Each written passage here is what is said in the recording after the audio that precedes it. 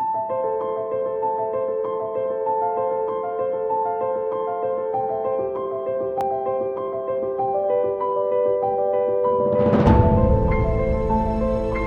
दर्शकबिन, पवित्र गार्डनमा फेरि हजुरहरूलाई स्वागत छ। आज आइतबारको दिन, छुट्टीको दिन हो दर्शकबिन। हामीहरू बाहिर जाँदैछौँ म र मेरो छोरा, किनभने सिसिरको बोट बिरुवा भनौँ न हो त्यो पाइन्छ अरे एक ठाउँमा। मेरो छोराले भनेको त्यसको एकदम दामी बोन्साई हुन्छ, त्यसको लागि चाहिँ हामी त्यो बोन्साई प्लान्ट लिनुको लागि चाहिँ हामी जाँदैछौँ। अरू वहाँ गएर हामीले कस्तो हुँदो रहेछ के रहेछ भनेर सबै हजुरहरूलाई जानकारी दिनेछौँ। अहिले इन्ट्रोको लागि मात्रै हजुरहरूलाई जानकारी दिनु चाहेको है त दर्शकबिन। दर्शकबिन हेर्नुहोस्, हामी फाइनली सिसिरको बोट मुनि आइसक्यौँ। अहिले चाहिँ यो फुल्ने सिजन चाहिँ अफ भइसकेको छ, भयो नि अहिले बोट मात्रै छ। हेर्नुहोस् यस्तो दामी छ यो सिसिरको बोट चाहिँ। यस्तो हुँदो रहेछ हेर्नुहोस्, यो यसरी यो चिल्लो खालको हुँदो रहेछ सिसिरको बोट।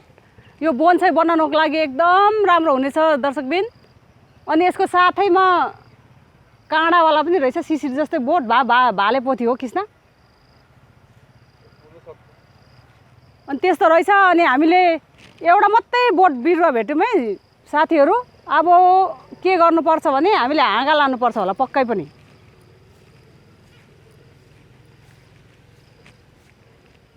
पानी पनि पर्नु आँट्यो। यो हेर्नुहोस्, एउटा मात्रै खोज्दा गरेर यत्रो जङ्गलमा यो एउटा मात्रै बोट भेट्यौँ हामी आमा छोराले खोज्दा। अनि अब चाहिँ यहाँबाट हाँगा लगेर चाहिँ सार्नुपर्छ होला। अहिले जुलाई महिना हो, हाँगा रोप्दाखेरि नि सर्छ, कटिङहरू कुनै पनि सर्छ दर्शकबिन। त्यही भएर कटिङ हामीले यहाँबाट लगेर जानेछौँ। अब पानी पनि पर्नु थाल्यो, मौसम जे होस् आज एकदम राम्रो छ। यति मात्रै भेटेको छौँ हेर्नुहोस्। अब कटिङै लानेछौँ यसको बदलीमा।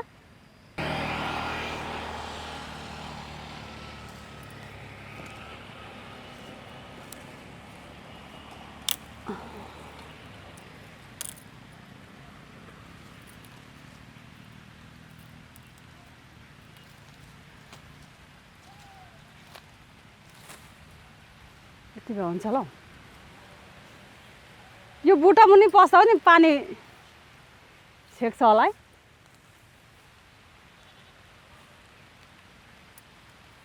यो के मरिसकेको छ त्यो त।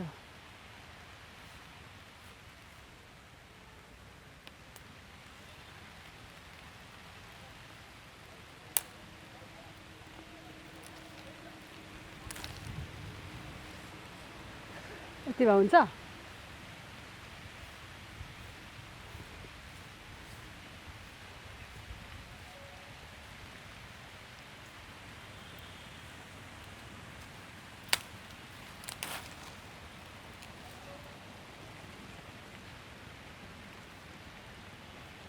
यति भए हुन्छ ल।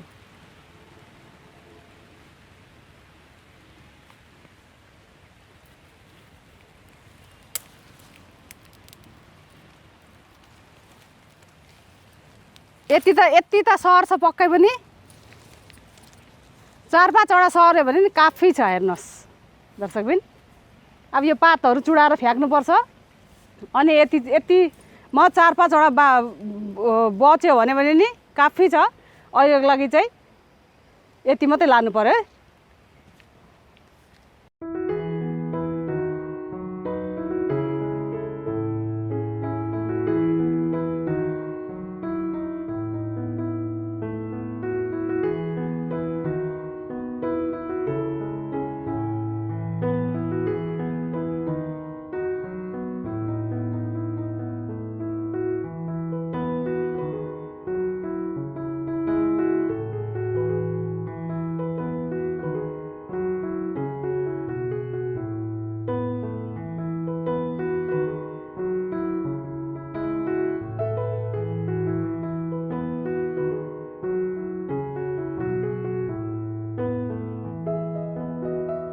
दर्शकबिन हामी सिसिरको बिरुवा लिन गएको थियौँ नि, देखाइसके हामी गएर ल्याइ पनि सक्यौँ। हेर्नुहोस् सिसिरको यसरी कटिङ मैले काटेको देख्नु भएको थियो, भचाएर ल्याएको थिएँ। अनि आउँदाखेरि हामी आमा छोरा नर्सरीमा पस्यौँ। नर्सरीको अलग्गै फेरि भिडियो बनाएको छौँ है दर्शकबिनहरू। अनि त्यसै बिचमा हामीले यो प्लान्ट लिएर आयौँ। यो टोटली यो 500 को प्लान्ट हो। यो स्नेक प्लान्ट यस्तो खालकोमा लिएर आएँ, भेरिकेटेडमा यस्तो भएर फैलिने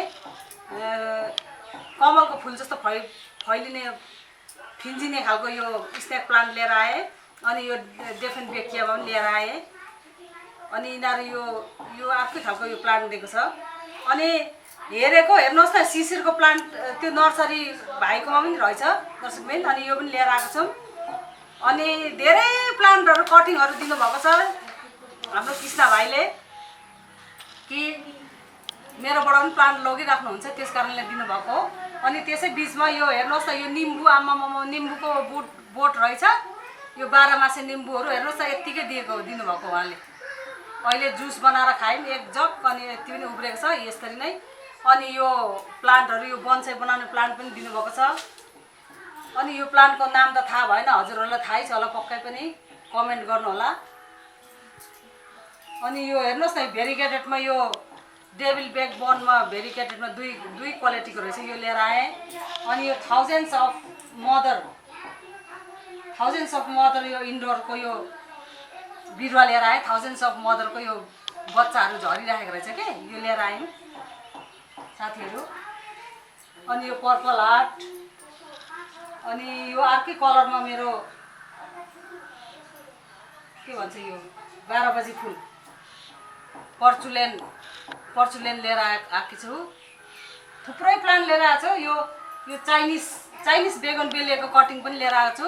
अहिले यो महिनामा जति पनि कटिङहरू गर्नुहुन्छ हजुरहरूले गरिसक्नुहुन्छ है त। यो महिनामा कटिङ गर्ने अब अन्तिम कटिङ चाहिँ सिजन जानु आँटिसकेको छ। हजुरहरूले सबै मैले यो सबै हेर्नुहोस्, यो सबै कटिङै गर्ने खालको यो प्लान्टहरू हो। त्यही भएर मैले कटिङै सार्ने भनेर सबै लिएर आएको छु है त साथीहरू। यो सबै कटिङ गर्नु होला हजुरहरूले। अब यिनीहरू त नाम जानिनँ मैले। यसमा यो चेन प्लान्ट पनि लिएको छु, चेन प्लान्ट पनि छ। अनि यो के बनाना, यो ह्याङ्गिङमा बनाना प्लान्ट यो पनि छ, इन्डोर हो। यिनीहरू अहिले भित्र रोप्ने छु मैले। अनि यो सबै मैले कटिङ लिएको छु, हेर्नुहोस् न। आएर तिर्खा लागेर यहाँ चिसो फ्रिजको पानी त्यो पनि बोइलिङ गरेको जस्तो मिक्स गरेर अहिले निम्बु पानी बनाएर खाएर बसेको दर्शकबिन। अनि यति छ। यो सबै मैले कटिङको प्लान्टहरू लिएर आएको, पुरा गलेर आएर हतार भात खायौँ। अनि हजुरहरूलाई मैले यो सिसिरको कटिङ अब सार्ने बेला हो। यो कटिङ, यो सिसिरको पनि कटिङ हो। अनि त्यसैमा यो सारी राख्नु भएको रहेछ, सरेको हो यो। हेर्नुहोस् त, अहिले घाममा लिएर आउँदाखेरि हावाले ओइलाएर यस्तो भएको छ। अनि यो कटिङहरू लिएर आएको छु दर्शकबिनहरू। हजुरहरूले नि अहिले कटिङहरू रोप्नु होला। तर त्यो मैले कृष्ण चिमरिया भाइको नर्सरीमा पसेर त्यसको भिडियो अलग्गै गरेको छु। यो भिडियोको नेक्स्टमा चाहिँ हजुरहरूलाई देखाउने छु है त। अनि अब दिदीको सल्लाह सुझाउ कस्तो लाग्यो, जस्तो लाग्यो त्यस्तै सल्लाह सुझाउ दिनु होला, मलाई कमेन्ट गर्नु होला। अरू मन पर्यो भने सेयर गर्नुहोस्, लाइक गर्नुहोस्। सब्सक्राइब अझै पनि गर्नुभएको छैन सब्सक्राइब गरिदिनुहोस् ल। अनि म चाँडै अर्को भिडियोमा भेट्नेछु। अहिलेको लागि हस्त नमस्कार, थ्याङ्क यू, टाटा।